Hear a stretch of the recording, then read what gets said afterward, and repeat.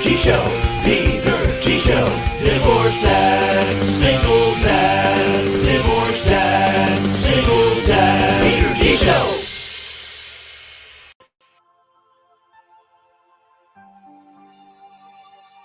Sunday night with you, me, and a few million of our closest friends right here, right now. Sunday night, Sunday, Life of Peter G, the Peter G Show. So happy to be here. And I mean that. How the hell is everybody as we get warmed up here?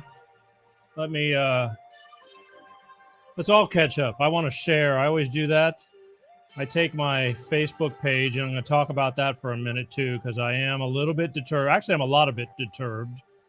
But, yeah, I'm pissed. Let's just be honest. But I'll tell you that in a second as I share the show through my official Peter G Show Facebook page. Sharing is caring.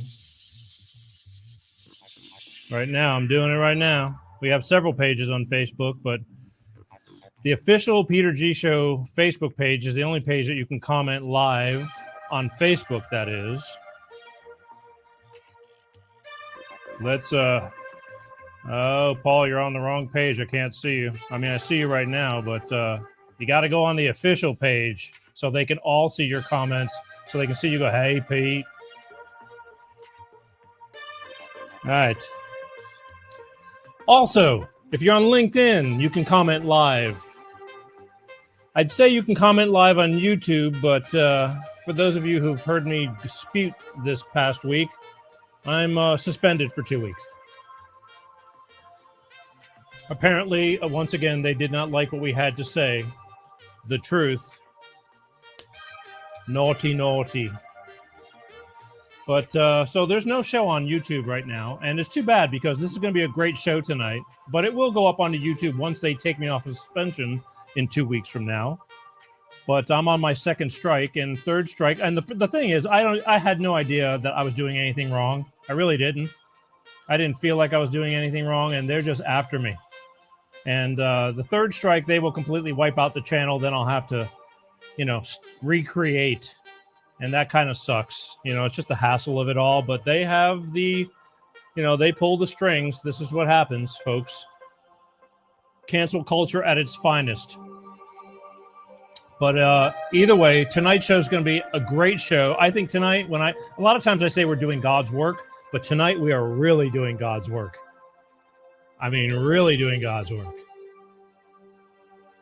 I mean, really doing God's work.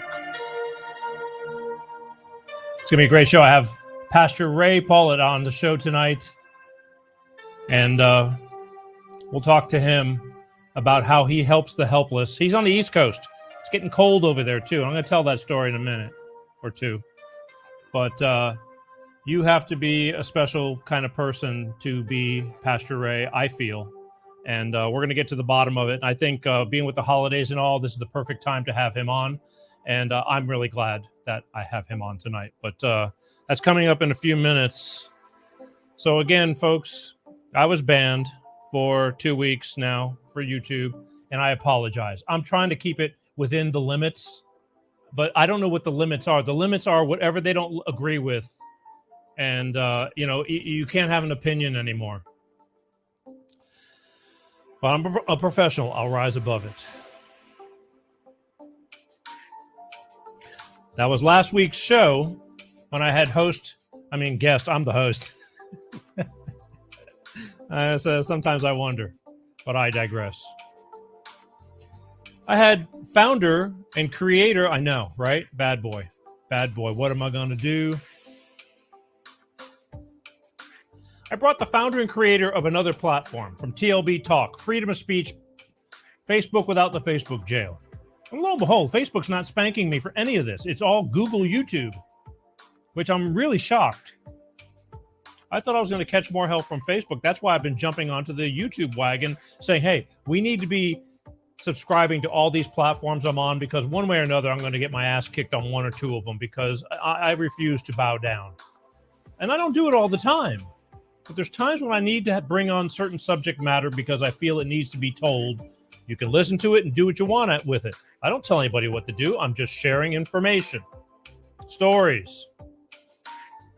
But, until we get this thing on a real network, they got me. They pulled the strings. I could just, move on to the next camping ground.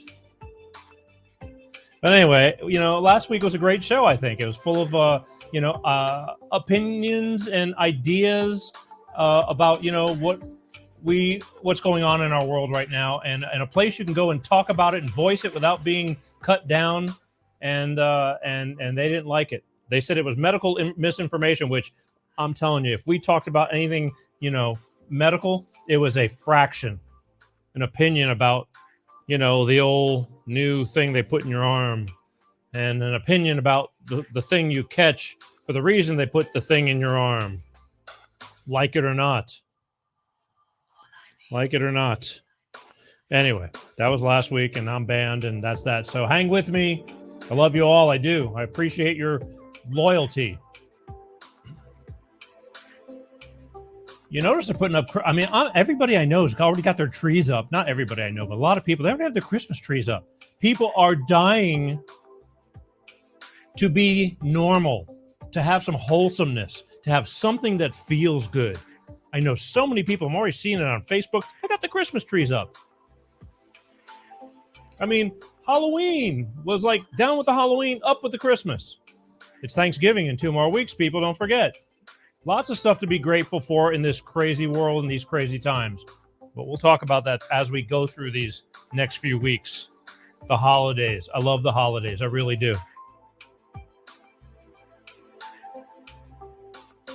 I tell you, it's really great to be here. It's going to be a great show tonight. It really is. I know it is. I can feel it. Jalapeno. No, all seriousness. I'm kidding. We have to laugh with a lot of the crap we go through because crying is just enough of that. And I just like taking everything and having a decent time with it. And believe me, I'm the worst at not letting things go. I'm reminded of it a lot. But I'm grateful, so grateful. I am. At the end of the day, people don't hear my inner thoughts. I just bitch about stuff because I like it. It's good therapy. For you and for me. Anyway, Christmas is going to be quickly upon us. Oh, quickly, people. Where am I? Forgetting. Please, please, please subscribe to something. Where am I? Banners. Yeah, there it is. Subscribe. Find the YouTube channel. I still have faith. I'm not going to get, unless they really kick me off of YouTube. I still say subscribe to YouTube, LinkedIn, or the official Facebook Peter G. Show page. I'm on Instagram too, all that. Just subscribe. It makes it easier to find me in case one, you don't only do one, do them all. Because in case, I'm telling you, they got their eye on me. They do. I don't know why. I'm not that big a deal. Or am I? But they got their eye on me, and it sucks because they got their eye on me. But life goes on. I will not back down, as Tom Petty said. I won't back down. Subscribe. Find me and subscribe. And again, if you know people who are worthy of, that have a great story and want to tell it on this show, something that would be worth something to other people to learn from, don't be shy. Info at Peter G. Show. Let's hear what you got going on. Believe me, you may not think it's much, but it could be probably something a lot more than what you think. So please, okay? I was going to tell you a story about something that happened to me just this afternoon, but damn it, we're just going to have to wait. And it's really, it's confrontational, but about the world we're living in right now. And I just happened to become part of it in a parking lot this afternoon about the jabbed and unjabbed. Crazy, crazy, crazy. But I'm not going to do that now because we have bigger fish to fry. I hear the calling. I hear the calling of Pastor Ray. God said to me, "Bringeth thou Pastor Ray unto your show, and thou shalt receive mucho goodness in the heart.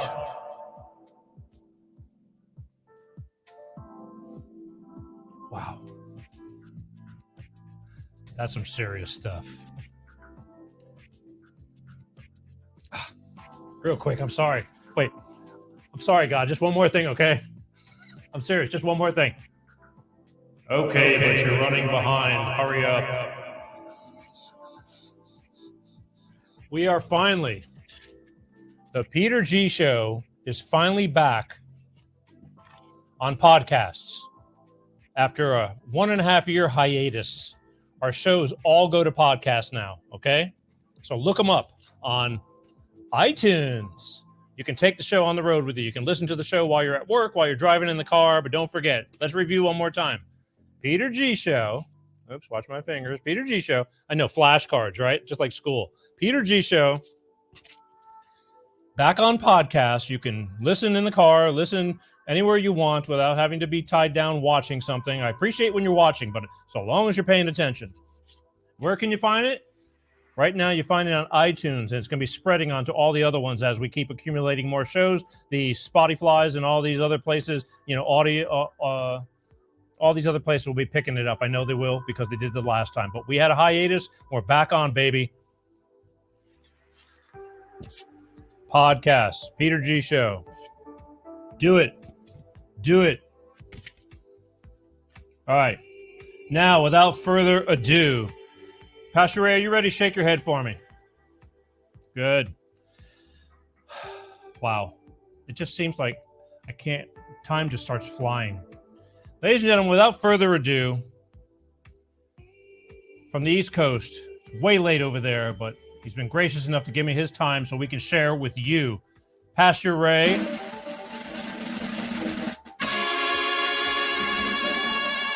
Hey. Hi, Peter. How are you?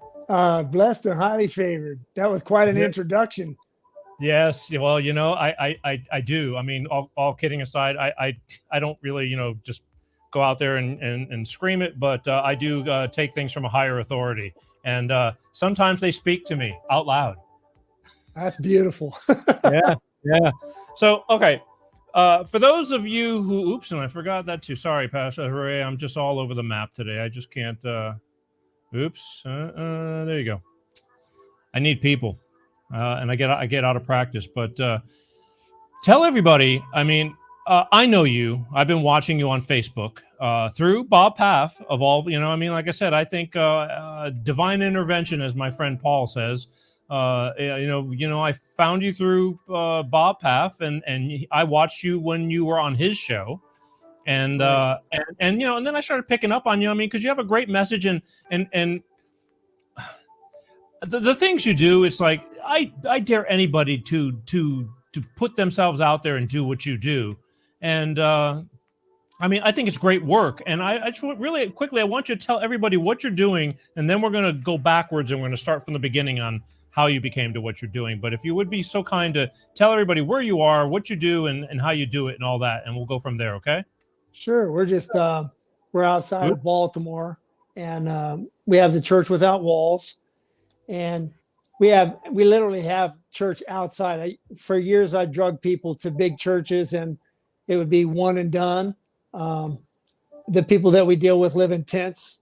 Most of them are addicts, alcoholics, or mental, and by having church outside, they come every week, and because of the way that God works in their lives, we're able to see maybe 20 people a year get off of drugs, get into a program, and get out of the woods. Now, on the flip side of that, we also see about 20 a year die. And when I say 20 a year, I'm talking about a small circle that we deal with, which is, well, pre-COVID, we dealt with maybe 56 on average on any given week. Now it's maybe 25 or 30. My main approach is to first lead them to Christ. I think that brokenness, homelessness, addiction, all those things, they don't know where to turn, and they are battling demons. A lot of it is spiritual warfare. I don't want to get hyper spiritual with you, but I do believe that God goes to the uttermost parts of the earth to find anybody because he wants to save them. And being saved, maybe in a church, is say, okay, Jesus, come into my heart. Being saved when you're living in a tent is get me through another day. Now, most of the guys that we deal with and ladies, they're street hustlers. They know how to panhandle. They know how to steal. We just don't judge them at all. We just love them and love them and love them. And I've known some of them that are still in the woods for 10 years or more. Most of them on average 3 or 4 years before they either die or get out of the woods. But we have a personal relationship. I'm sort of like a father to them. And you had mentioned it getting cold. It's really, I mean, last night it was maybe 34 degrees. A couple of days ago, it hit freezing. When you're living in a tent, that's cold. But come December and January, it'll be minus 20. And Right. that is bitter cold. So we buy heaters and, get them clothes, food, just kind of take care of their needs as best that we can. We're not funded by social services or anything like that. Some of those programs are available. They choose not to go. It's just not in their makeup at this point. Right. Let me ask you something. Do you think, okay, so you deal with a lot of homeless, a lot of drug addicts and things like that, alcoholics. Do you think they come to you just to get stuff? Or do you honestly think that like a lot of these people, I mean, because I get it. I mean, I know a lot of normal people that have decent lives that the only time they'll cop religion is if like they're in a plane and the turbulence is scaring the living hell out of them. And they're like, oh God, please, just get me through this plane flight and everything goes okay. And then they're back to their normal lives. I mean, you know what I mean? There's a difference Right. of like believing and truly believing. There's a whole group. Like if I go into the city, there's a whole group that's what they want is stuff. Understand, we take stuff as a tool, just like Jesus performed miracles. Well, people needed stuff. Jesus performed miracles and a bunch of people followed. We give food, clothing, and, basic living things so that they have hope. But because we do it consistently, they come to say, something's going on here. These people are different. And they come to trust us. They love us. We love them. When they go to the hospital, they call us. When they, they get hit by a car, they get beat up, any drama or something, they call us first. Even the local police departments, they know about our ministry. We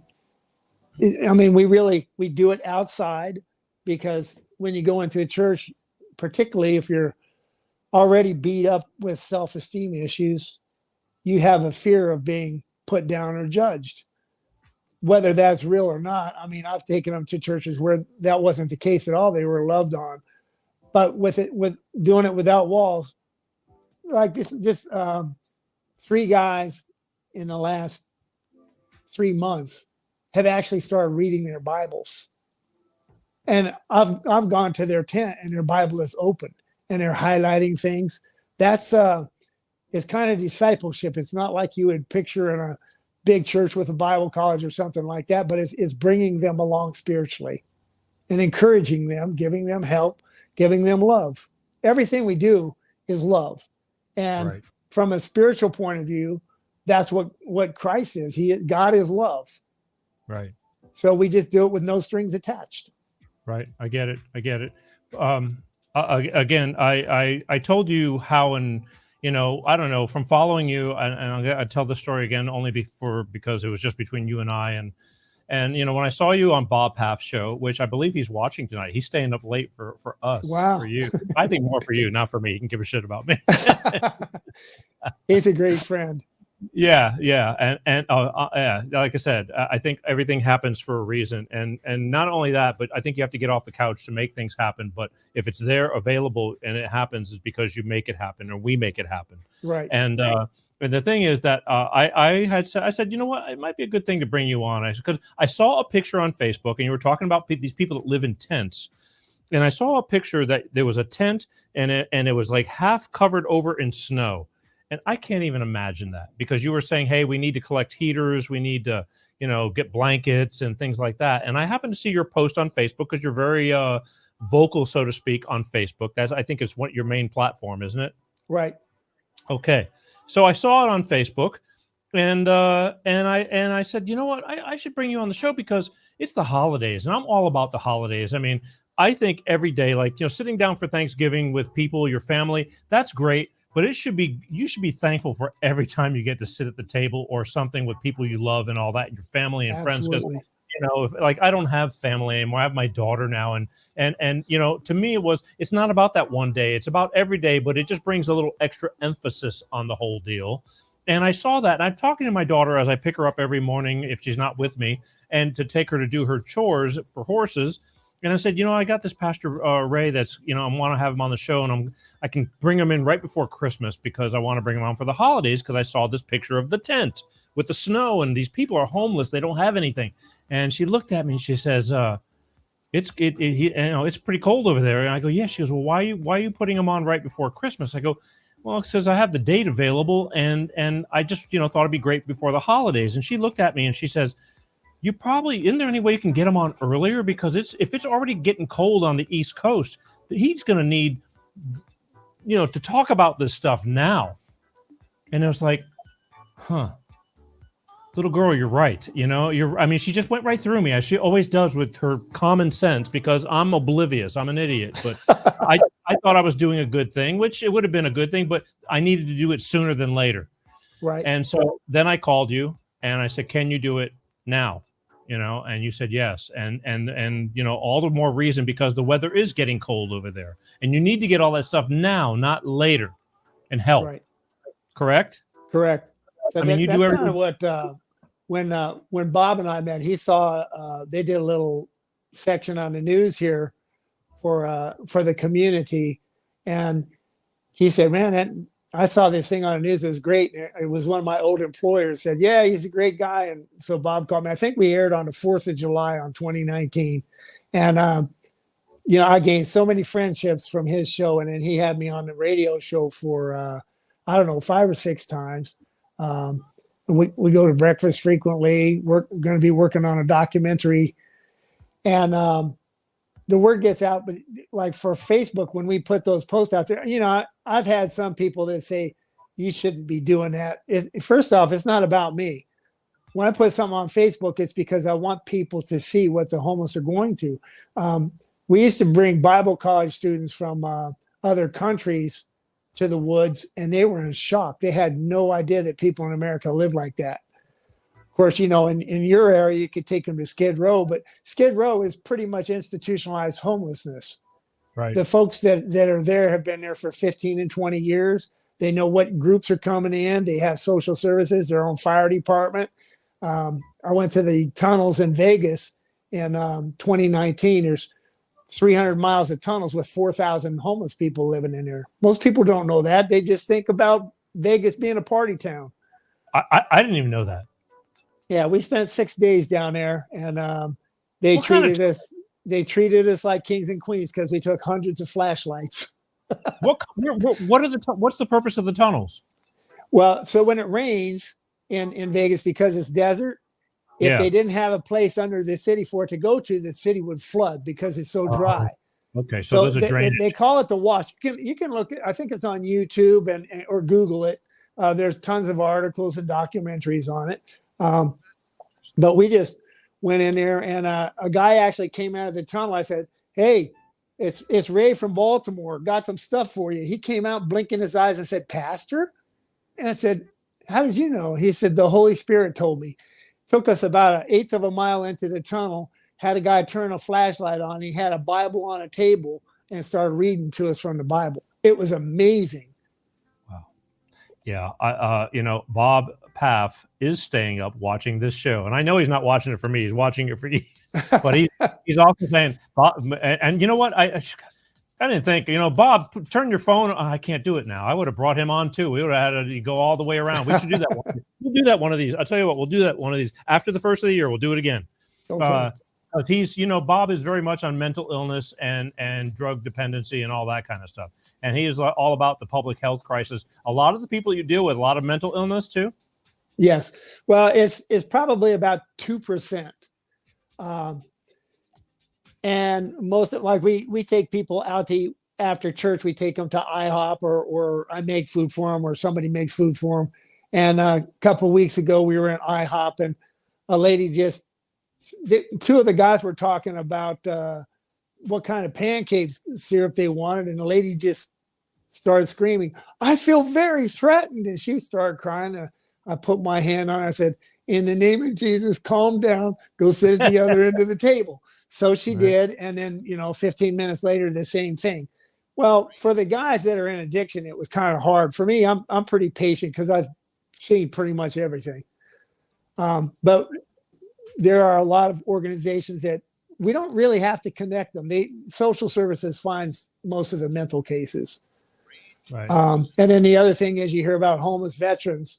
When we come across one, it's not hard to get them a program at all. For all the negative that they say about the Veterans Administration, there is tons of help out there.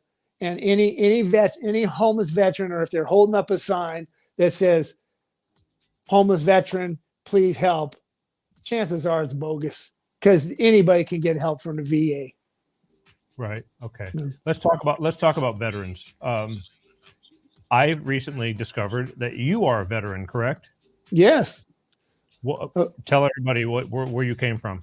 Well, I was a Marine. I was stationed in D.C. the whole time. They call us pretty boys. We do the parades and funerals and riot control for the Capitol. So no combat. Well, I lost my twin. He committed suicide while he was in the Army. And my oldest brother got a 19-inch piece of steel in his leg during Vietnam. And he was so angry, he went and served 2 more tours. And by the time he came back, he was kind of fried. Yeah. But the fact, look, here's the thing. You didn't know when you went into how did you get into the Marines? Volunteer or drafted? Yeah, I volunteered. Okay. It was Vietnam was still going. It was a tail end of it. But when you went into the Marines, I mean, number one, you went in to be a Marine, which is, hell or high water as far as I'm concerned. There's very little pretty boy stuff, if you want to call it that. But did you know you were going to go marching in parades, or did you just ended up there? No, because every Marine's an infantryman first. Right. You're trained to go to combat first. No, that's right. You're exactly, and that's some dirty business. I mean, it's tough stuff. But okay, let's real quick. Now we talked about what you're doing and how you're doing. How does Pastor Ray go from being a Marine to? I know you told me you were a normal work person. I know you told me you were married and now you're divorced. How does Pastor Ray go from being normal guy and later on in life just becoming a pastor? I mean, because that's dedication in a complete different way as far as I'm concerned. I challenge anybody to try and do what you're doing. Well, first off, normal people don't go out and look after the homeless and stuff. It's Christ in me. Normal people just don't do that. I mean, when you were talking about the snow on the tent, you used to go down this one trail. Like in 2008, there in this one little area, there were 35 tents spread out in the woods. And I'd go down there at 9 or 10 o'clock at night to shake the snow off the tents, because the folks inside were so high that the tents could collapse on them. And they knew it. And, sometimes people have said, you're not safe. And it's like, I've never worried about that. I won't worry about it. I feel like I got the covering of God. I'm not stupid though. And I've come across one situation where a guy had a couple guns and he was kind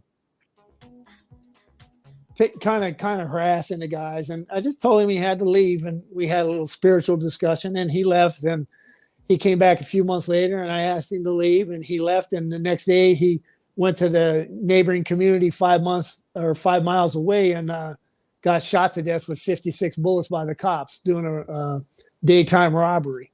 So, there's a lot of craziness out there. But what got me into it actually was when I was a kid. I went into foster care when I was 11 years old. And my first foster father punched me the very first morning that I woke up. And so I ran away. And this was in Colorado. So I lived on a farmland at the base of the mountains for about 6 weeks. Of course, back then they didn't have pop-up tents and little tiny flashlights and all the things that they have now, are cell phones. But it was back in a farm area where I was raised, and the neighbor boys got me blankets, and I made my own tent out of blankets. And I'll never forget pulling a blanket up over my head every night, praying. And that blanket was kind of like the covering of God on me, because I knew if I was praying, I was going to be all right. And I was. I went through a few foster homes and some hard knocks, because everybody has a story. Now you jump way ahead, and after the Marines, I've just always had a heart for the underdog. And I was in a church, and I wasn't always devout Christian, but I always loved people. And, I've been in professional level sales and home improvement sales and things like that. And came across a homeless guy, and I need to do something. I went out and bought him a box of toiletries and things like that. And that pretty much started it. And then a couple of small churches I tagged in with. One was called Bridgeway Church. And we would go out at the end of the month to a place in the city. Well, there's Code Blue. It's a big shelter with 300 people. We take them clothes and hot soup. And another place called Bum Park. It's kind of like Skid Row in miniature. It's a St. Vincent de Paul. It's a big Catholic church, and out in the yard, a lot of the homeless congregate, and churches go there. We take stuff there. And then I went to a big church, and we took the ministry with us. It was called Abundant Blessings at the time, and they changed it to the Midnight Express, because we go out at night taking stuff. And then because of my divorce, I left that church, because it's not cool for pastors to be divorced in some churches. And nothing against the church. It's, they got to protect their reputation. I get that. Don't like it, but I get it. You were a pastor while you were married? Yes. Mm-hmm. How many years have you been a pastor? 2008. Since 2008. Oh, wow. Okay. Yeah. So, I was married for 31 years, and, everybody's got a story. I put too much time away from my marriage. Let's put it that way. Right. At least in some people's opinion. You know how that goes. Amen. So, a year ago, I lost everything, my house, my business, everything. And I had a choice, and it was kind of a test of my faith. It's like, okay, Ray, what are you going to do? And it's like, don't sit on your butt, as you were saying earlier, get out and do something. So instead of having the Midnight Express with a big van, said we're going to do the Church Without Walls, and we gathered up some homeless people and had church behind a Wawa. I don't know if you have Wawa out there, but it's a little convenience store. Uh-huh. And our first service for the Church Without Walls was last December, and it snowed. And we had one person, and I had one person with me. We went over to a pizza shop, and we've only had church inside one time since then, despite the cold. If it's raining or snowing, we'll take them to IHOP or a pizza shop and eat and have service there. The restaurants are very accommodating to us. The pizza shop gives me a discount. IHOP doesn't, but we tip them real good, because they treat all of our people with respect. That's what I was going to ask you. So an IHOP, and here's a plug. If they're being that kind, they're okay with you going in and taking up a bunch of space. And I know you're eating food and all that, but to a lot of customers, they're either into it and understand, or they're going like, what the hell is going on over here? I'm just trying to, eat something. People are weird. It's all kinds of people. We don't always get the back room. Sometimes we're out in public. And you know what I found, Peter, is that the manager comes and talks to me every time. His name's Tommy. He's awesome. He loves what we're doing. Last Thanksgiving, they gave me containers to put food in, because we take meals out on Thanksgiving and Christmas night, because, churches will go around and give them stuff, but it's cold by the time they get it. We take them out around 8 or 9 o'clock at night on Thanksgiving and on Christmas. So they got a nice hot meal. Wow. And the customers in there, because I always ask when we're eating, what did you learn today? And we go around the table, because I want it to be a time of discipleship. Right. Other customers will go in there and say, praise God, heard what you're doing. One time somebody put $30 toward our bill, which, our bill is $225 or so. Okay, sure. But going out to eat, that fellowship, that it humanizes the homeless, and they're normalized. They feel good. The waitresses and waiters treat us with respect, and They come out of there happy. Every Sunday they love it. Wow. I just, oops. I do. Oh, I just recently thought about it. Breaking bread is a pretty close to the heart thing for a lot of cultures. You know, sitting down at the table. I mean, think about it. The Last Supper. But I think about, because some of my Hispanic friends. I mean, let's go break bread. That's the way they put it, and that's a big deal for a lot of people. Well, and in the first church in the book of Acts in the Bible, they went from house to house breaking bread. It's that personal one-on-one interaction. And if there's like 20 of us in there, we still go around the table. We make sure that everybody's listening. Then after that, talk about the football game or whatever you want. But we're going to spend that time having a spiritual discussion about what you learned today. And as a result, some of the guys take notes. Now, these are homeless guys that live in the woods, and they take notes in an outside church service where it's cold, right, so that they don't get caught off guard when we're sitting down. I think that's amazing. Yeah. I mean, again, you have people, I mean, you know, I can't even imagine. I bitch about a lot of stuff, but I remind my daughter daily how grateful and how good we have it, even though in my mind, the struggle is still real. I mean, it's now I'm not sitting on top of any mountain, you know, with no worries.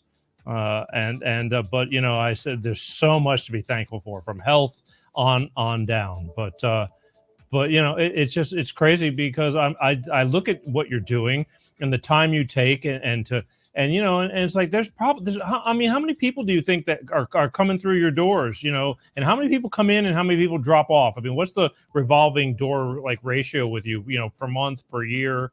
Well, there's a core group, and in that core group, they'll be with us for about 4 years. Now we just have, because of the health crisis or whatever you want to call it. It's hard for me to say that. I feel like I'm being disingenuous there. No, but I watched I know what you're getting ready to go, but go ahead. So a lot of the homeless have been getting grants. They're getting vouchers, and through this grant, they're getting up to $1,674 a month for rent and utilities. They got to go and get some papers signed, and they got to find a landlord that will accept the voucher that the state or the feds, who's ever paying for it, is going to do it. They showed me their papers this week. I'm stunned. I mean, I'm paying for it through taxes, but right. I'm stunned.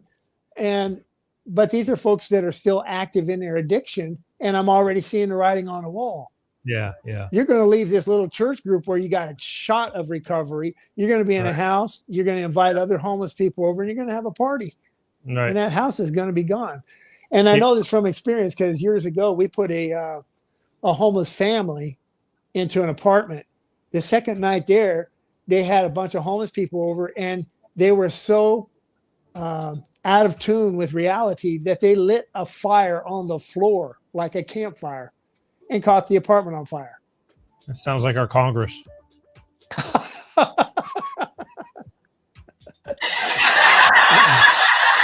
There you go. So there's another end of this too, and that is the support that we get. We had last Thursday, some ladies from surrounding counties contact me, and they'd been working for months gathering up clothes and stuff. And so I drove up there, and they I have an SUV. They filled it, and then Saturday they came down and their cars were full, and we gave out coats and blankets. And I have an extra room in my house that's just stocked. Like, I buy brand new stuff from a flea market. I buy, you know, couple hundred pairs of socks a month. We have that we're giving for Christmas. We're giving them fleece lined thermals. Well, we're giving out thermals right now because, you know, I don't know if they even have thermals in California. I guess if you're in the mountains, but these for guys, style. Yeah, it's getting cold out. So we give them the thermals that we get from other people now, but then Christmas, we're going to give everybody brand new stuff, and, you know, still in the packages and stuff. And we give out tents. Like, we gave a guy a tent today because he took in another homeless guy into his tent. We gave him a tent a couple weeks ago. It's a 3-man tent, but when you're living in a 3-man tent, it's nothing. So I said, listen, I'm going to give you a bigger tent that somebody had donated, and you're going to give that tent to such and such. Okay, no problem. And they'll do it. Sure.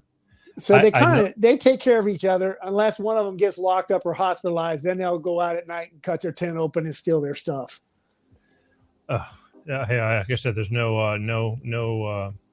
honor amongst thieves. I don't. Here's what I've been watching since I've seen you talk about a lot of homeless death as well. Mm-hmm. You know, you've lost people in there due to what? Well, not the national health crisis because they don't have TVs. Not one of our folks has gotten sick, by the way. Overdoses.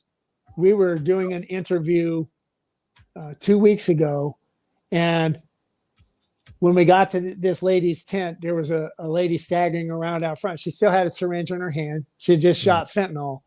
And I said, "Can I interview you?" She said, "Sure." And it was like expletive laden 1 minute. And after 1 minute, she starts beating on herself and then starting to go down and then doing the heroin lean, or I call it the demon dance, where you're just leaning and defying gravity. And then she was on the ground sobbing and pounding herself. But what we caught when she was slightly coherent was, I asked her, "What do you love?" She says, "I love everybody, but life sucks." And I said, "Oh, well," and she said, "And I love my drugs." I said, "Why do you love your drugs?" She said, "It's a vacation because people always let you down." Right. And then she's sitting there crying and beating herself. It's like, no, that's not a vacation. And then the girl that came out of the tent that was with her, she hadn't done as much, I guess. And she just said, "Yeah, I know what I got to do to get clean. I got to go over here to a methadone program. I got to go to detox." And she knew the 4 steps that she needed to get out. She said, "I'm just not ready." And I said, "Why?" And she said, "Because I like it." And we've caught quite a few interviews in the last couple of weeks where they just say, "I don't want the help. I'm not ready." The ones that do get into recovery, and we've been talking to a lot of them and connecting with recovery houses, that the common thread is, "I'm just tired." You know, your self-esteem is down to nothing. You're out panhandling. People are calling you every name in the book. They're throwing food at you. They get some blessings too, but they get cursed a whole lot more than they get blessed. And at the end of the day, they are just beat up. And their families, whether, you know, maybe they stole a credit card or something, their families push them away. They feel like they're hated, but they're just pushed away because they have to do tough love because they can't trust them anymore. So they feel unloved, unworthy, and they're beat up every day. And that's really, from my point of view, is spiritual warfare. It's the devil crushing them, putting them on the ground, and just saying, "No, you don't amount to anything." And go ahead. Yeah, I'm sorry. No, it's just so where the church without walls comes in is when we introduce them to Christ, we introduce them to hope, and we build on that. We encourage them, and then now we're obviously building a network where other people are coming into it and they're encouraging. We have 10 fairly regular people from other churches that are no longer with other churches. They've made Church Without Walls their church, and they're not homeless. They're there because they love serving. And Bob Paff and I talk often about servant leadership. I mean, in particular about Baltimore and a cesspool that it's become because there's no leaders. But, you know, on the national scale, it's the same thing. You have everybody that gets up there and talks, but no servants. Wait, I'm pretty sure, though, we did have a president that made some things happen and didn't take an income. I don't know if that was, maybe that's a rumor. I don't know. No, it's the truth. It's the truth. But yeah, now it's it was only a past dream. Do you find people? How many people do you see that come through your door, or not door, but in your space, that actually get there? What's the rate of the average, if any, people making their way out and actually, you know, getting out of the rut they're in? Because I feel like most of these people are just trying to fill a hole like that when they're, you know, from the drug abuse to everything else. Something went wrong, something's wrong, and they can't see the light of day to see their way out anymore. And so they just keep piling on what's easier. It's easier to be, you know, just get high. Right. Well, many some people? of them are afraid of success and some are afraid of failure. But we get about 20 a year get off of drugs. Now they'll be on a maintenance program with methadone, which I'm not crazy about that, but because it's another drug and it's not being used the way it was intended. They're supposed to be on it and then eventually dozed off, but it's a lifetime maintenance program for a lot of them. Out of that 20, 7 make it that stay out there. The ones come back, and then maybe about the third or fourth time that they get out of the woods, then they make it permanently. Oftentimes 2 or 3 out of the 20 that come back will be in that 20 year that die. And that's the hard part. I mean, I found that like last year, around October, November, in this one area where we have our church, 4 people died. A 24-year-old girl, everybody knew Chelsea. She was a prostitute. She didn't die from an overdose. She went into the city to get drugs and she was raped and murdered. Another man, Rick, he overdosed on one of our outreaches and we Narcaned him. His whole thing was he could never get over the anguish of losing his twin brother to suicide. And I mean, everybody's got a story, but in this small group, 4 people died in 6 weeks, 3 from overdoses, 1 was murdered. It shook the community, but then 10 people accepted Christ right away after that, because when they recognize their own mortality, they want to know that there's something else. And oftentimes homeless will accept Christ and 2 weeks later die. One time in 6 years ago in a camp, a man died and another man back there really liked the guy. Well, he was one of those type of guys that everybody said he doesn't stand a chance. Well, he accepted Christ. 2 weeks later, he died. And the guy that in the tent next to him, when he found him and rigor mortis had set in, it freaked him out. He'd seen overdoses, but not death, not that far gone. And there were 2 twins that lived in a tent that for 2 years never came out to talk to me. They'd stick their hand out and say, "We'll take some food, Pastor Ray." I never met them. When this guy died, I was talking to one of the other guys. I felt a tap on my shoulder and he said, "I need Jesus." And the next day his twin did. And 11 people that week accepted Christ because death is so frightening to them when it's up close and personal. When they're shooting, they're not thinking about it. Right. Most of your people, the people they're not living on the streets. Then they're living in. Are you in a rural area? I mean, what's the deal? No, it's Rosedale. We serve Rosedale, Essex, Dundalk. These are smaller communities, maybe 20,000 people. It's like 8 miles outside of Baltimore. So they can't catch a bus to go into the city, get their drugs. And then there's some drug dealers out here too. So it's like a small town. I don't even know if that's like, even in California, you got little strip malls and stuff. Well, Sure. We've got those here, and behind there's woods. And if there's a train track, there's homeless. I told a pastor at a large church that I used to belong to that in a 5-mile area, there were 600 homeless people. He found that hard to believe. I said, "Well, come out with me." And in like 10 minutes, he saw 40 or 50.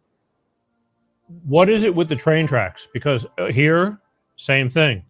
I mean, where I live outside of LA, and there's a lot of homeless encampments. Not a lot, but enough to where it's noticeable along the train tracks. What's up with that? It's mobility. Now, the homeless people here, they don't jump on the trains, but sometimes the trains stop to go and get something from the store, from Wawa or something. So they go near where they stop, and sometimes they will rob a container on a train. So like the main train here is CSX, and the CSX police patrol those tracks, and they've given them tickets. And it's not so much that they're worried about theft; they're worried about people dying. We had a lady in 2015. Her and her husband had been together for 13 years. They came to church. They accepted Jesus. They were doing good. They got off of drugs, but they were still homeless. And one night they got in an argument, so he got high and walked right into a train. It took 2 weeks for them to figure out who it was. She knew who it was, but it took the authorities 2 weeks to find enough of him to be able to do DNA. It was tragic. And the guy had 5 kids. Yeah. Most of these homeless guys have kids. Now they're not in the woods. Yeah. Yeah, they're like with their parents or foster care or something like that. Let's talk about foster care. Now it's all kind of coming together, because I know you're aware that several weeks ago I had Cheryl Williams from the foster care lady, and you happened to chime in and you said, "Great show. I see where it's kind of touching home now." Yeah, absolutely. So I went through I think 30 some foster homes from the time I was 11 until I was 16. When I was 16, I sued the state of Colorado and became emancipated, or a legal adult. And when I left my foster home, I went out and I worked a couple of jobs and tested out of school a couple of years early. Not because I was smart. They thought I was dumb and put me in special ed. And it was a biology class. I went in and I dissected a frog perfectly without any instruction. And he sent me back and said, "Well, maybe you're not special ed." And I said, "No, I'm bored."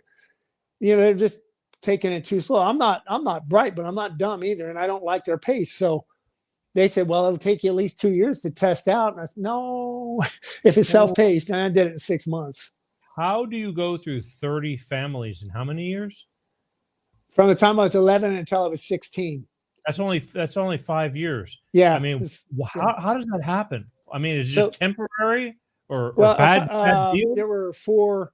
They called them long-term foster care for where there's nobody that wants you, and they adjudicated me as a CHIN, or a child in need of supervision.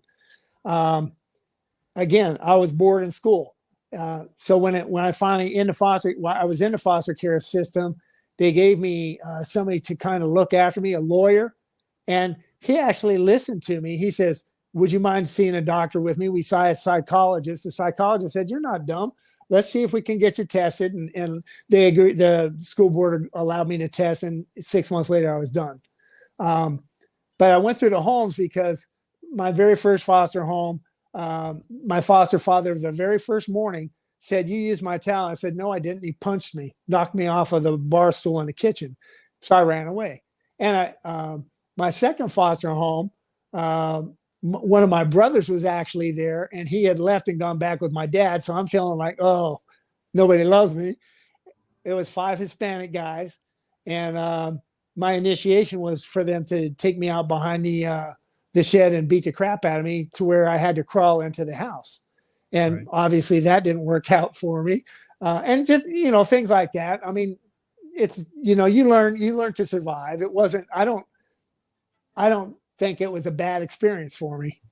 I had this question for her when she was on my show. And I said, I think there are people out there that take in foster children for the compensation financially. And she said, no, not really. Oh, what do you? No, they definitely did. Well, they did when I was in foster care. One of the foster homes I was in, the parents lost a son in Vietnam, and they had one more son, and they got $550 a month. This was in late 60s.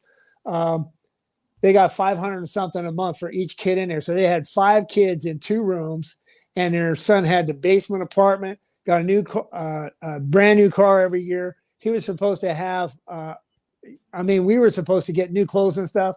I got 3 pair of underwear. That's it. Now they fed us, but they made us work at a bank and clean this bank, which he was supposed to do, the foster father, for our meals. So yeah, it was a money machine back then. And I know in Baltimore City, it definitely is a money machine. Yeah. Now there's some good foster parents too, though. That's what I was going to say. Don't get me wrong. There's a lot of loving, caring people, and God bless them. But there is, there's good and bad in everything, every angle of life. I mean, and I just kind of brought that up, and because she had a tough life, and so she's out there trying to stick up for the helpless, just as you in a different. Well, you watched the show, you saw the show, yeah, and I just saw. I had no idea that you were a foster child. And yeah, well, my last foster father, I was working in a restaurant. I was 14 years old, and this is an old man, 65 years old, my age. he came into the Williams Cafe, and he cooked on Sundays after church, and he'd say, "Raymond, what are you doing here?" And I told him my story, and he said, "Do you want to come live with me?" I said, "Sure." Well, he went and applied, and they rejected him. They said he was too old. So he sued Colorado and became the oldest licensed foster parent in the state.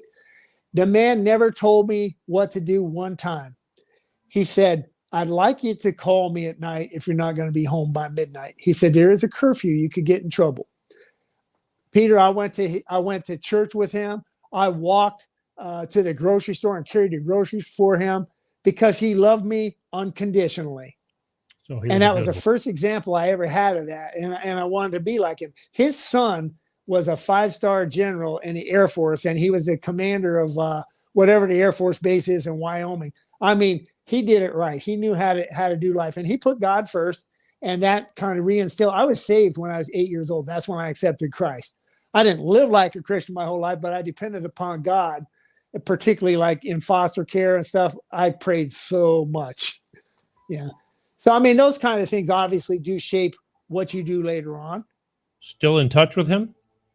No, he passed away years ago. Oh, okay. Yeah. But he was one of the good ones. Yeah, he was. He's one of the, I would say one of my 3 favorite people in my life. You know, we all have heroes, and he would have been one to me. Gotcha. Makes sense.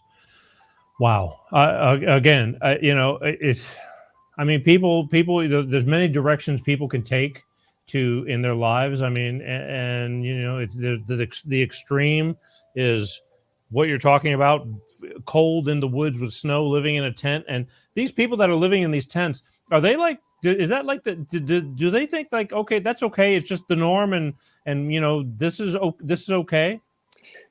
Well, one of the guys that we interviewed last week, and I've known him for 4 years now, he just, when I was talking to him about getting out of the woods, I said, you know, we say that the want has to be greater than the need, meaning I have to want to get out of the woods and off of drugs more than I need a shot or need my dope, whatever their drug of choice or alcohol is.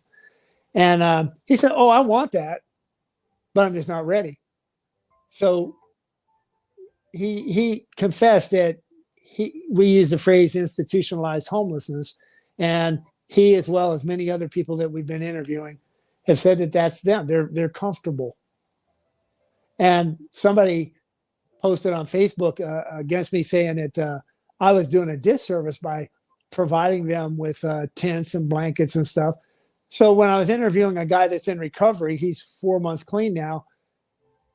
4 months ago, he was walking down the tracks begging for a tent and a sleeping bag, and we took care of him. He's clean now. And I mentioned this to him, and he said, "Do you honestly think somebody in their addiction is going to be influenced by a tent? I slept underneath bridges, on park benches, or wherever I fell out. I didn't give a rat's ass." This is what he said. He didn't care. A tent doesn't do that. From my point of view, the tent is just an expression of Christ's love. They need to, and you know, I try to share with the team and the people that join us, always bring Christ into the equation. Don't ever leave a conversation with a homeless person without a prayer and without a hug. And I got to tell you, I've taken people out on outreach that they were afraid to touch homeless people. And after one time out, I said, "You can't do it anymore." Why? Because if you can't just accept them for who they are, like they're worried about germs and stuff like that. I get that. If you're a germaphobe, fine. Then you're in the wrong ministry. Yeah, but I mean, a lot of people, it's like, you know, they're stinky, they're smelly, or they don't bathe, or how do they, you know, I mean, so people freak out. So I pick up today 4 people to bring to the Church Without Walls. I drive 8 miles to pick them up. And one guy's got this dog named Big Head. Big Head is a rough old dog. And man, he stinks. Like when they get out of my car, I open all the windows. I keep this air freshener. I spray the whole car. I'd be freaking out. But you know what? When I'm with them, they don't know that it bothers me. I hug them. I'll hug them hard. Man, I love you. I love you. I love you. If you think about it, Peter, when we have the luxury to go into our air-conditioned homes or our heated homes and all the blessings that we have, for me to go out, like we go out 6 times a week, to go out and love on somebody, that's nothing. And it's like the things that we buy, I don't really pay attention too much to how much I spend. I probably spend $1,700 a month of my own money. I'm not rich. I'm retired. Right. But people, like there's a awesome man from Johns Hopkins that loves this ministry. He and his wife donate $300 a month. People that come to the church, they do like $30 a week or $20 a week. At the end of the month, there might be $500 or $600 that's donated, which is awesome. We wanted to do heaters for Christmas, but it's cold now, so we already started distributing. I take my little money and buy some heaters because I know God will take care of it. I'm not wanting for anything. I'm not rich. My car has 244,000 miles on it, but it's in great shape. It runs good because I take care of it. So when we put things like a post on Facebook, it's not to glorify homelessness and the Bible even says, let your good works be in private. Well, the way the world is now, when I post something on Facebook, it's the same way that you were interested in it. People pick up the banner and they say, hey, what can I do? That's how we got a carload of clothes last week, and people one of Bob Pass listeners, she became my friend. And yesterday she said, I've been following you for a while. How can I support you? I said, Cash App or Venmo? I said, Venmo, okay. And $50 was in my account, it's obviously, I had a homeless guy that was strung out on heroin say, you're exploiting the homeless. And so I said, yeah, okay. So here, you want to pick up the tab? It's $250 plus tip. And we do this 4 times a month, Well, today we took my famous chicken, but the only thing that we want to do is we want people to realize, because so many people in this community and in every community in America, there's a large segment, I would say probably 90 to 95% of Americans have no clue of what's lurking in the shadows of the woods or in the cities in abandoned houses where people are in there doing it. And there's a large segment that would just condemn people, saying they're stupid, they're bums, they're lazy bums and stuff like that. The biggest disservice you can do is when somebody's out panhandling is to give them money. Drive around the corner, pick them up something to eat, and say, you're really hungry? I'll go get you something. You need some clothes? I'll get you some. But to give them money, they're just going to feed their habit. But 95% of Americans have no clue. They see, like in Los Angeles, they know about Skid Row from a distance, most of them. But like when I told this pastor that there were 600 homeless in 5-mile radius, he didn't believe it. I took him out, and in 5 minutes, he saw 30. Maybe 50, I don't know. Now, it's not as widespread right now because a lot of them, because of COVID, they were taken into through grants and stuff, put into hotels and then into apartments. That'll come to an end eventually. Well, sure, but you'll get another stimulus check. And don't get me into this poverty mentality. That's what I'm saying. The thing is, here's the thing. Because we're already blowing through time, and I want to talk about how to get a hold of you and what people can do, because I do believe that we live in a very blindfolded world, and people just aren't aware because you're living your life, and that's like that doesn't concern them, but they have no clue about it. And I think awareness and is very important.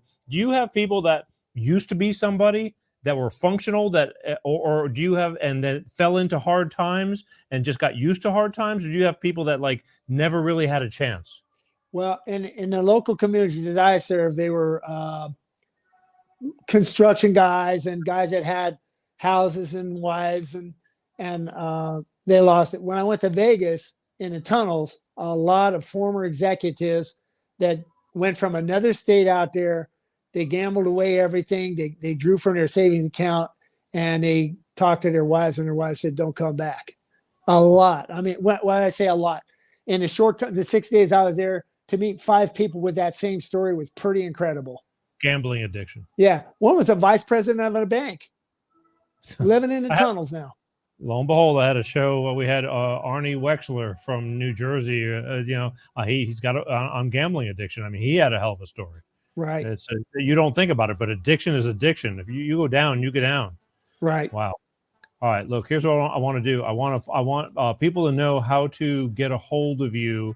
If anybody wants to, how can people help you to help the helpless, so to speak? Well, probably financially, or we have people that send clothing and stuff through the mail. Reach out to me on my email, which is my name, Ray Poellot, Poellot at Comcast.net, or go to my Facebook page, which is Pastor Ray Poellot. It's just have to look on your little tag there to see how to spell it, Poellot, and tell me that you watched the show, and we'll connect, and we'll just discuss different ways that you could help. And there's a lot of people that can't help monetarily or with goods. I'm telling you, we totally believe in the power of prayer. This ministry in the last 6 months has multiplied 10 times, and it's growing and growing and growing. We had a lady the other day that wanted us to go and rent a church. We don't want a church. We've gone that route before. We want the church without walls. We just had a logo designed. I'll get the final on Monday for that. But we're not running this like a business. We're just going out to help people. Just cost money. Yeah, I mean, we'll expand it if we get the resources that go beyond what I can give. Then we'll expand it, and we'll hit the city. I mean, it's like cities like Baltimore, Los Angeles, New York, DC. They all got the same problem. Everybody has a story. There's a high level of brokenness out there. Everybody needs God. Yeah. I get it. Not everybody you can reach. Some men you just can't reach. Amen, brother. Yeah. But you can try. You can try. Right. And you'd be surprised in little ways, again, about giving, just us getting together. I'm curious that if anybody gets a hold of you, if they should mention, say, hey, I saw you on the Peter G show, that'd be great. Yeah, I'll definitely follow up. Yeah, what can I do to help? They say, because this is what I can do to help. Because you caught my eye, and I do a lot of thinking, and maybe that's my fault. I think too much, and really get myself in a all bound up, because there's just so much going on. We're living in tough times, and they're not getting any easier right now. Well, you and Bob have that in common, because he's like a thinking machine. All these things going on, wanting to get the story out there. Yeah, well, I do have a voice, and I said to myself, that's okay. That's something I can do, because I was interested, because you got me, and I don't live in a bubble, but a lot of people just have no clue. Just so, like, you think everybody's complaining. I mean, everybody's got different zeros on their value of their bank accounts or whatever, if you have a bank account. And so you can have the same size headache over $10 million or $10. I mean, but the actuality of the whole deal is there's a lot of people that money. I mean, they need more than money. They need care. Oh, real quick, and then we got to go. Unfortunately, I watch you to where not only do you go out and give them things, but you've tended to people's wounds, like people who are their feet are like, in horrible condition. And I mean, that really got me. Real quick, I mean, you're not a doctor or anything, but you changed their, you tell the story, because I saw it and I go, holy crap. No, I mean, it's happened a few times, but I think the one that you're talking about with the real bad foot was George. His feet got wet, then he stubbed his toe. It cut. He's an alcoholic. His legs swell up. He gets cellulitis, and his toe, he couldn't put a shoe on anymore, and it was rotting off of him. So I put on my gloves and mask, obviously, and pour saline solution on there to rinse it out. And I mean, it could get. I mean, his foot was filled with maggots. I mean, it was awful. But we got rid of them all and wrapped it up. And then I told him, I said, we got to get an ambulance for you. No, I'm not going in an ambulance. I said, well, yeah, you are, because they're already on their way. And when they came, they said, George, what are you doing now? They knew him by name. And he ended up being in a hospital for 6 weeks, not from his toe, but from cellulitis. His flesh was dripping off of his legs. So, I mean, yeah, I sound pretty calm right now, but at the end of the day, I often have a good cry because it just breaks your heart. These are mothers, brothers, uncles, sons, daughters. I mean, there's a connection, but because of their addiction or their mental impairment, that connection is broken and they're just alone. And I had a lady cuss me out one time for helping the homeless. She said, these drug addicts hang around. And I said, what if you had a brother or a sister, aunt, uncle, or a niece or a nephew? Come to find out, she has nieces and nephews that she loves dearly, and it changed her. And she came to know Christ as a result of that. She wasn't homeless. She was out there cussing me out. Right. So, I mean, you do what you got to do. I mean, I'm not a doctor, but I'm not going to let somebody sit there and foot wounds with homeless are happens all the time. Did he live? Yes. He came to church when he got out of the hospital. He's still out there. He lives in a particular shopping center, has a shopping cart and all his stuff on there. And I'll take him some new pants and he'll wear them until they're soiled, and then he'll throw them away and somebody else will give him another pair. I mean, that's his life, but we still go and love on him and give him a hug. And it's hard to hug somebody like that. They stink. And like we had a guy that in the city, he fell out from drugs and he cracked his head, and for all intents and purposes, he was dying. So I picked him up. There was nothing moving, so I just punched him in the chest as hard as I could, and he came to, and I held a bandage over him until the ambulance got there. The guy that he was with across the street died. So yeah, it's a tough one. And again, not everybody can do what you do, and that's why I'm hoping that I can bring this to somebody's attention to pay attention to, like, life. There's a lot of good people in this world that just had been dealt the wrong hand of cards, and you're there to try and help them help themselves. Right. And through love. I think love is a really big word. I think it's the biggest word in my vocabulary or in my heart. Love is, I think at the end of my show is love you guys, and I do, it's really weird because I try to wish a lot of people happy birthdays that are on my show through Facebook, that when it shows their birthdays, and even the guys, I hit the love button. Right. And it doesn't mean, I love you. It means I love you. Right. It's just love, and love is very important. Tell everybody one more time how they can get a hold of you, how they can help, if they can do anything, if anything, just follow you on Facebook, but tell them how they can do that. Because unfortunately we got to go. Time is up, but we will do this again. I promise you that much. Yeah. So it's Pastor Ray Poellot, Poellot on Facebook, and just hit me there, or my name, Ray Poellot at Comcast.net. Connect that way, and we'll figure out how we could help each other. Because, we're just looking for people that love these folks, and anything they can do to help, including prayer, which is like the most important thing, we appreciate. And Peter, I'm so grateful to you and humbled by this privilege and honor. And thanks to Bob for connecting us. Yeah, it's just the way it all works out. And some things I think I miss out on, but this is one that I did not. And I thank you for giving everybody the time and for your service, not only for your military, regardless of whether you think you were doing the easy stuff in the Marines, but the bottom line is you were in there. Anything could have gone any direction, and you may not have been here had it not been for the way life is. Your life was destined to be. And here you are doing for the homeless, the helpless, would you say the lost, what's your phrase? Homeless, helpless, and broken. And broken. And believe me, I know, God bless it, I know some broken people, and they're functional, but sometimes I wonder. And so you dealing with the it's hard. It cannot be easy, and people look down to them, and you are willing to open your arms to them. So God bless you. And I thank you for being on the show. And I think next time after the first year, there's a lot of changes going on with us routinely, unfortunately, or fortunately. And maybe I'll have you, Bob, and we'll just do a group show just because I think the banter will be great. Oh, that'd be awesome. Yeah. All right, Peter, you have a good one. Thank you so much. thank you for staying up late. And again, God bless you for your work. I don't hold a candle to you, but I'm doing the best I can. You just hold a different candle. We all have like. Mine's a firecracker. The Bible says, "So let your light shine." And well, you do it. Yeah, it's shining all right.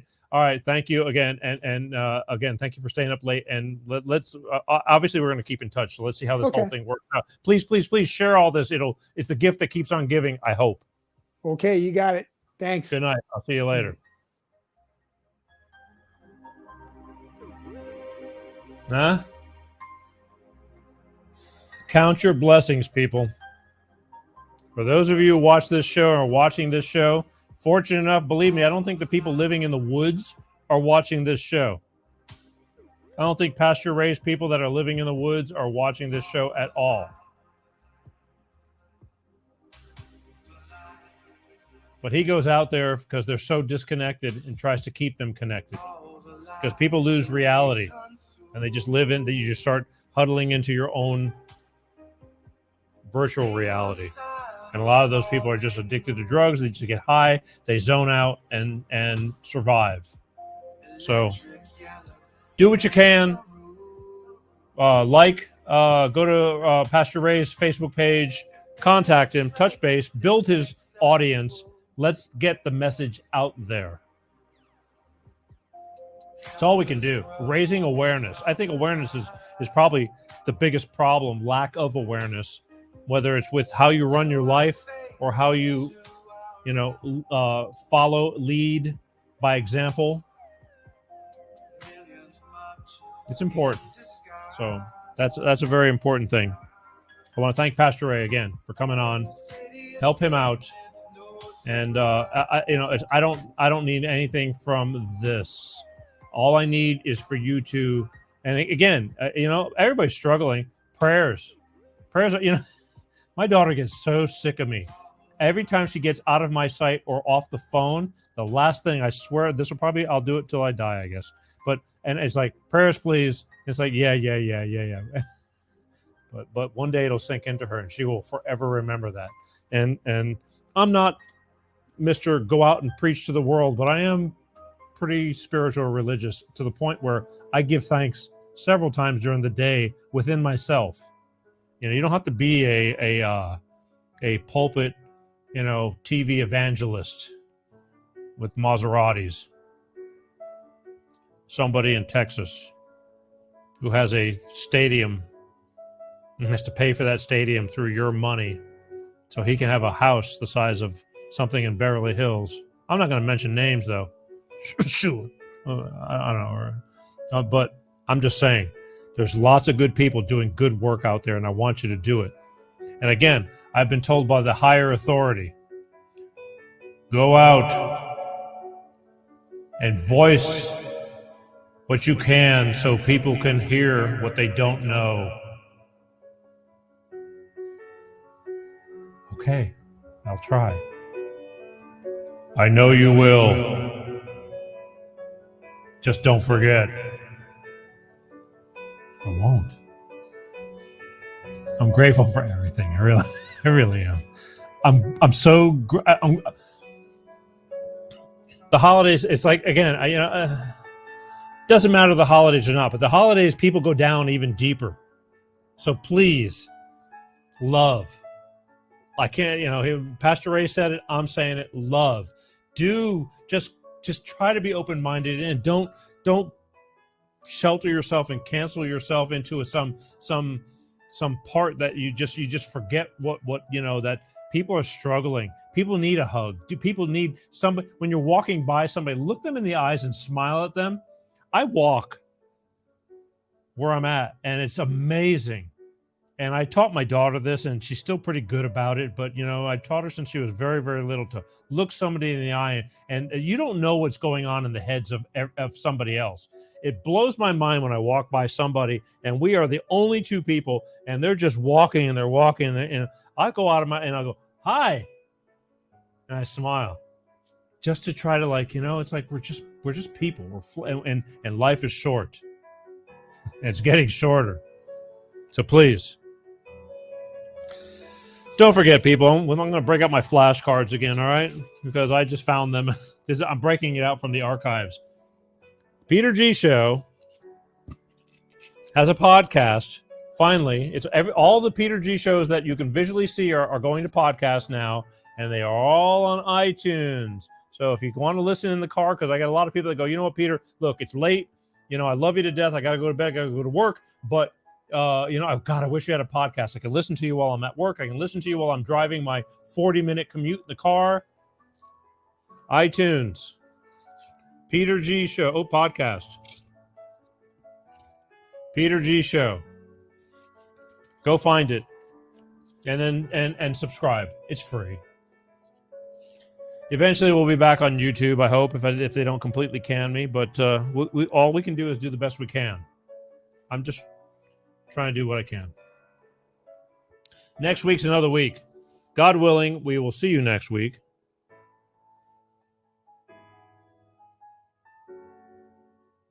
Subscribe to any of the LinkedIn, the official Facebook Peter G Show, YouTube. You can still subscribe there. Find me on Instagram. We don't do the long shows on Instagram or TikTok, though. It's very limited, but it's still a part of us. Very big part.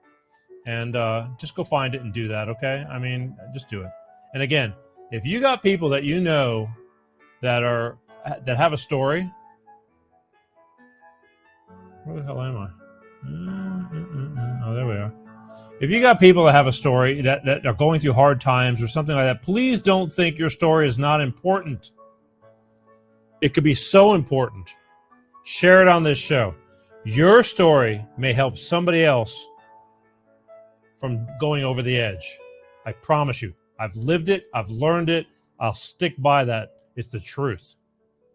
Do not think you're not important or your story is not important. Let us decide. Life is just too damn short. I want to thank everybody for being here, as always.